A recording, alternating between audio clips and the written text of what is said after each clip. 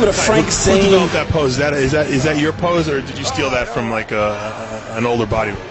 Oh, of course. I think whenever, and it's interesting, whenever I do something like that, I am thinking about the old greats, like Frank Zane. I am thinking about, the greats like,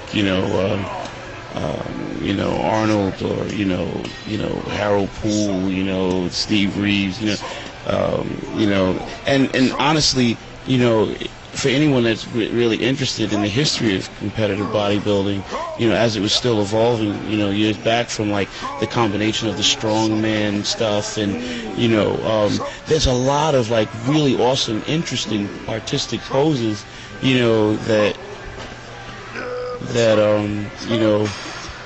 were looked at. Whose pose is it?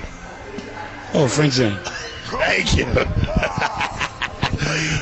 Victor, when you first started looking at older bodybuilders and reading the magazines, what bodybuilder did you look up to? And I know everyone says Arnold, but what bodybuilder did you emulate because you think that you have a physique similar to his?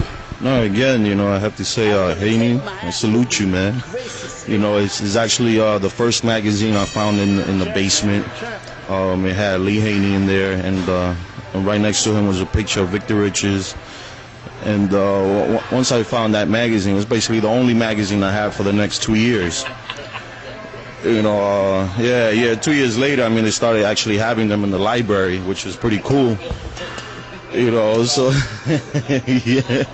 You still the library magazines, is that right? Yeah. There are libraries, in the I would tear out a page here and there. So I was defacing too, I was a kid, so I don't regret it, I had to do it. Look where it got you. Yeah. So definitely Lee Haney was one, but then years later, I went to the video store, and that's when I actually took out Pumping Iron, and that just opened a whole new eye, to bodybuilding. And then I believe a year after that, I think I saw my first Olympia on television, which was the last one Lee Haney won. I believe it was '91. And once I saw that on television, it was like, wow, who are these beasts, and I said, man, I need to do something, and that's when I started learning about nutrition. It was a little late, but then again, just because I knew a little bit about protein and stuff like that, it still came later on, so my nutrition did come late, and my posing actually came first, just from seeing Pumping Iron, seeing the Olympia.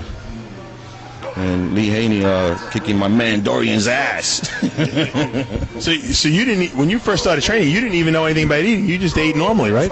Oh, normal. I don't think it was normal.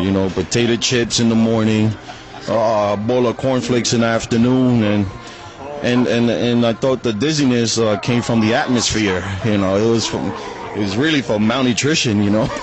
So, did you grow it all when you eat like that?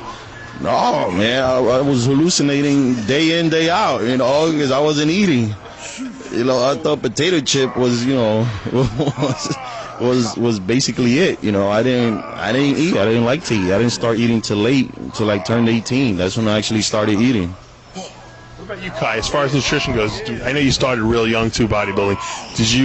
Did you know about nutrition, or did you kind of just eat also whatever was there? Well, I ate whatever was there. I was a big eater. I loved to eat when I was a kid, But when I started getting ready for my first bodybuilding shows, around the time I was like 14 or so, I thought that you were supposed to eat bread and water, and I went and just ate bread and water. I was living in an institutional facility, and it was really interesting because, the person that, that was kind of like, I guess, working with me at the time was a teacher that worked in the facility, and it took an interest in me as a kid. And he knew that bread and water was not the way to go, but basically what he did was, I think, he didn't care whether or not I was going to, want to grow and, compete in the Mr. Olympia one day or anything like that.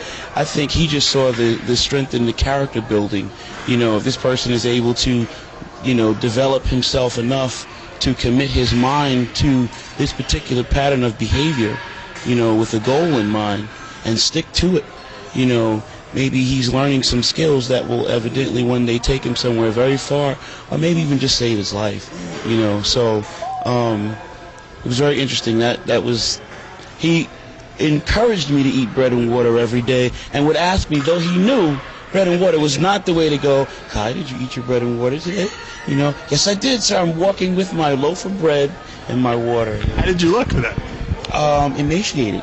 Yeah, it wasn't wrong. But you know what? Surprisingly enough, though, while living in that institutional facility, you know, the people, you know, the powers that be in the facility and the administration and stuff, at some point, you know, they really got on board and kind of like followed me, and they moved, you know, a lot of things to allow me to be able to leave the facility grounds, you know, to actually go out into the community and to take part in my first, you know, teenage bodybuilding competitions. And I was able to compete against kids that had access to all, you know, normal food and everything, and I was successful. And that inspired me to want to keep working at it, you know. You're beating them on bread and water, huh? That's pretty cool. All right.